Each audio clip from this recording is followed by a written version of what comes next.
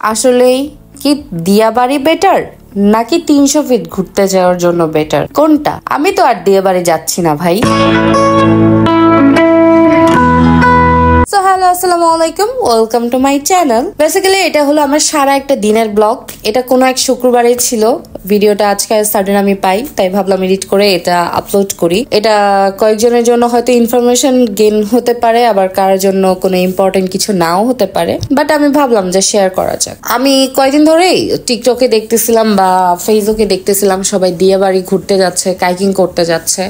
So আমি আর রাফি প্রথমে বসুন্ধরা গিয়েছিলাম আমাদের কিছু শপিং করার জন্য। রাফি এখান থেকে অনেক কিছুই শপিং করেছে, আমি জাস্ট জুতা কিনেছিলাম, এটুকু আমার মনে আছে।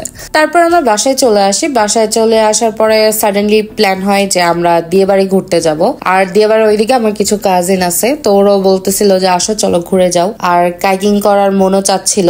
কয়েকদিন ধরে খুব বেশি ভাইরাল হচ্ছিল দিয়াবাড়ির কাইকিং এর ভিডিও, খাবার দাবারের ভিডিও।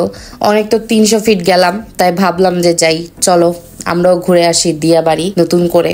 আমার অনেস্টলি কখনো দিয়াবাড়ি যাওয়া হয়নি। উত্তরা তেমন একটা কখনোই যাওয়া হয়ও না, আমার পরেই না। এই তো এখানে আমি যাওয়ার সময় সুন্দর করে সাজুগুজু করে গিয়েছিলাম, পিঙ্ক কালার একটা ড্রেস পরেছিলাম। আমার খুব এক্সপেকটেশন নিয়ে, হাই হাই হাই এক্সপেকটেশন নিয়ে আমি দিয়াবাড়ি গিয়েছিলাম, বাট ফুল অন ডিসঅ্যাপয়েন্টেড।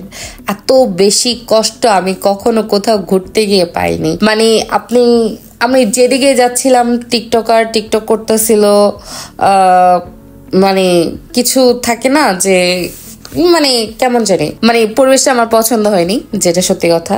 তারপর আমরা যাওয়ার পরে গাড়িতেই ছিলাম, আমরা একবার এক সাইডে ঘুরতেছিলাম। ঘুরে টুরে কাইকিং এর সাইডে আসি, দেখি যে এত পরিমাণে ভিড়। পরে একটা ভাইয়ের সাথে কথা বলে জানলাম সে 2 ঘন্টা হলো সিরিয়াল দিয়ে দাঁড়িয়ে আছে, এখনো কোনো খবর নাই। তারপর আর কি করব, তাই আমরা বাধ্য হয়ে ওই জায়গা থেকে ব্যাক করার প্ল্যান করি। দেন মাথায় আসে যে চলো, যেহেতু এখানে আর পছন্দই হচ্ছে না, বের হয়েছে কিছু খেয়ে যাই। আর যাওয়ার সময় এখান থেকে 300 ফিট যাওয়া ইজি ছিল, 300 ফিট যাওয়া যাবে। তারপর প্ল্যান করে আমরা ওই দিক থেকে ঘুরে 300 ফিট চলে আসি, কারণ আমাদের 300 ফিট অনেক ফেভারিট। 300 ফিটই আমার মনটা ভালো করতে পারে ভাই, ট্রাস্ট মি, 300 ফিটই বেস্ট। পরে এখানে এসে আমরা একটা কাবাব হাউসে বসি। ওইখান থেকে ওই দিন আর আমরা হাঁসের মাংস খাইনি, কারণ প্রচুর গরম ছিল। আমরা চিকেন চাপ নিয়েছিলাম, সেটা খাই।